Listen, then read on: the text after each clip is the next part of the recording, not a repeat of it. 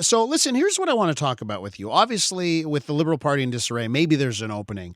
But I wonder, and this may be a tough question to ask you and to answer, is the relationship between the CAQ and Quebec's Anglophones, is that relationship salvageable? It seems like it's so acrimonious, and what happened with Bill 96 has not made anything better. Can you save that relationship? I would say that there's obviously opportunities for us to communicate more. I think people perceive the CAQ as being one thing. I don't always agree with the perception, but of course, one of the reasons I'm always willing to come and speak to you, Elias, and to reach out to the English community is because I do think that we need to build bridges together, and that's basically what I've given myself as a mandate. There's a lot of opportunities for us to work together, and I think there are a few things with some people that we disagree with. But I think overall, we're a reasonable, viable option for the English community, especially those who want to avoid a referendum. So, I know there's been a lot of hangups with the English community, right? On some of the language policies. And I understand. I get the idea. You want to keep the dialogue open, and you hope that you talk your way through this.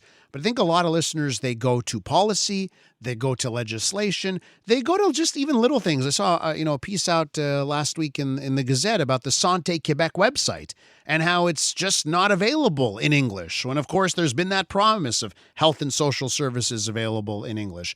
So I wonder, if talk can do what you want it to do, and if there needs to be other policy and other decisions made, like more action and less talk. Yeah, I think, in terms of the website with the English language being absent, we said that wasn't okay. I think the English community, one of the promises that we always said was that healthcare is not a place where language debates need to take place. And of course, I'm a partisan of that point of view, and I will do everything that I can to try and remedy those aberrations. They are aberrations, but they do happen, right? They're like the pasta gates and the go Habs go.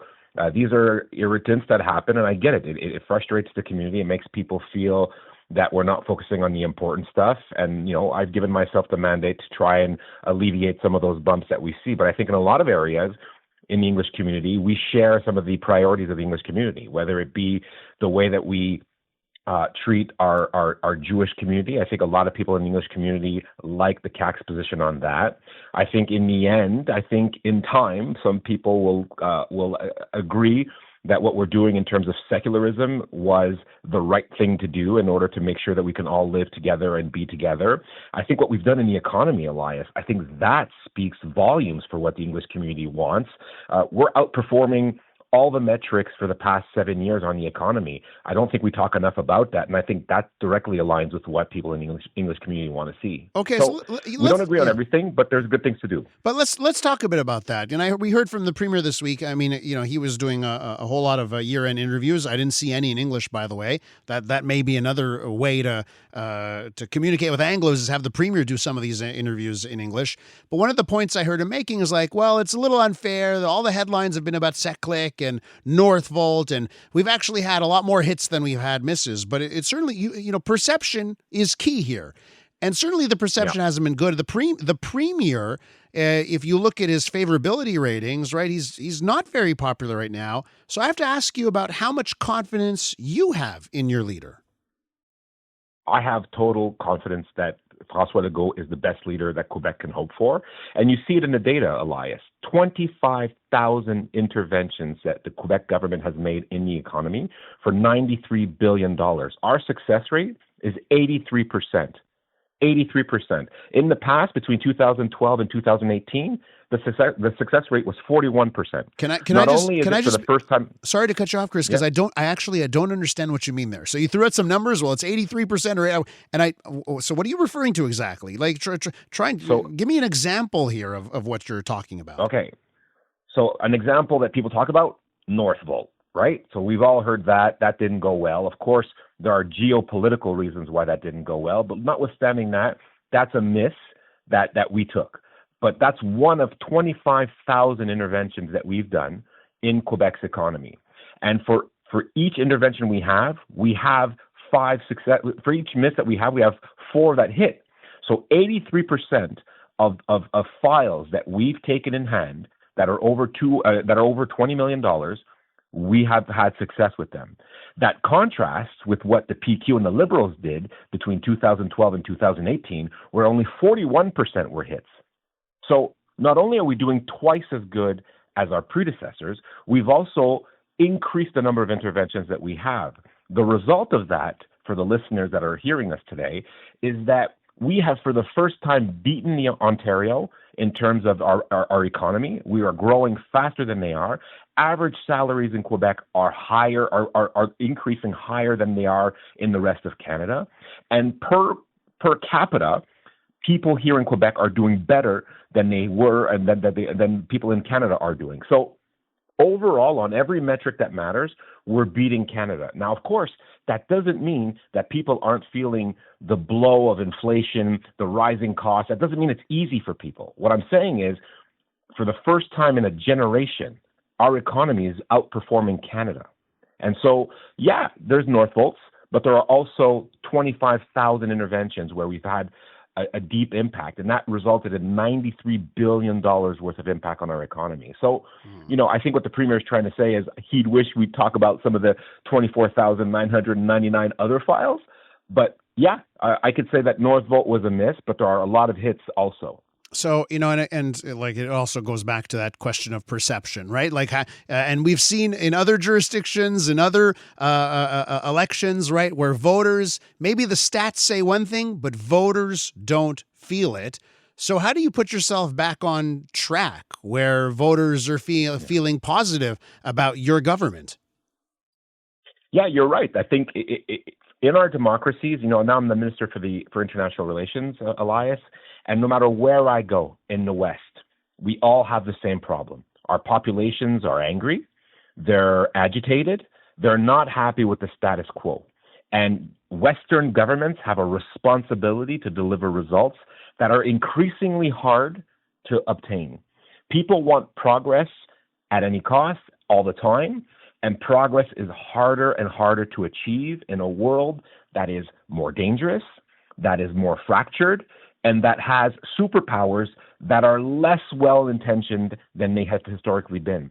So the world is changing drastically, and for us, the challenge is to try to create wins for our people and to try to mitigate some of those risks that we're seeing internationally. And there are tremendous risks on the horizon, and it's going to take all of us working together to get through it. And by contrast, a lot of our democracies are hyper polarized. So at a time when we need to be unified, we're divided. At a time when things are going slowly, they need to be going fast. And at a time when we need agility, we're bogged down. And so that's the challenge of the West in general, and Quebec is not immune to that. So let me just ask you to wrap up here. And obviously, you're in the position where you get the last word this week of all the political parties because you're the last interview. But earlier in the week when we spoke to Eric Duhem of the Conservatives, he was still adamant. I'm going to get rid of Bill 96. And the reason why it's become burdensome, it's hurt our economy. Businesses don't want to deal with it.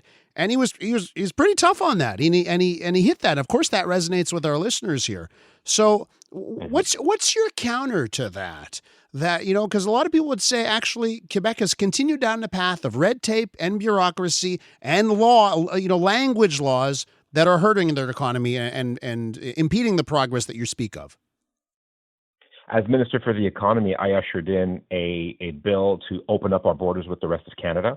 We also, when I was responsible for a regulatory paper burden reduction, reduced by $200 million the paper burden from our businesses. You're right. Sometimes we can see language laws as a barrier to commerce. I think Quebecers think that the French language is precious and worthy of protecting, even if sometimes it creates a barrier.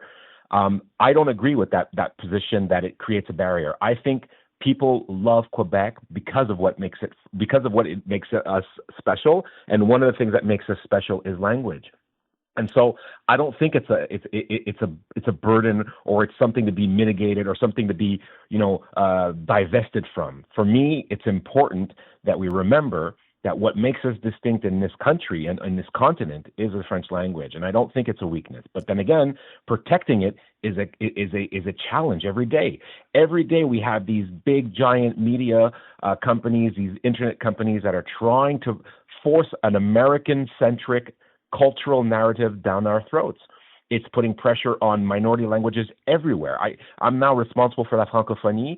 Everywhere I go, even Latin languages, Spanish languages, the Spanish language, the Portuguese language, even minority languages in Europe, they're all struggling in the face of this omnipresent American-centric cultural phenomenon, which is the internet. And so we're not the only ones having that conversation.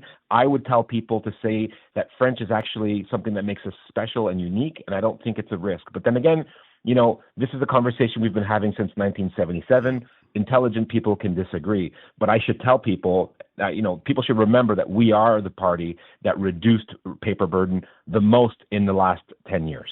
Christopher, Mr. Skeete, what's incredible here is as we've done this interview, it's become very obvious how many portfolios you have right now in this CAQ government. So maybe we should catch up in the new year again, okay, and talk about what's ahead in 2026.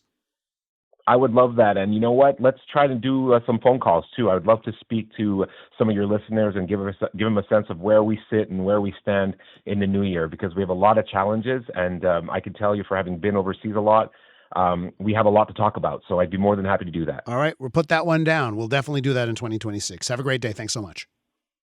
Happy holidays, everybody. And Elias, all the best to you and your family. Same to you. Merry Christmas, happy holidays, and the rest. Christopher Skeete there, CAQ MNA for Sainte-Rose, and a minister responsible for relations with English-speaking Quebecers among his various responsibilities.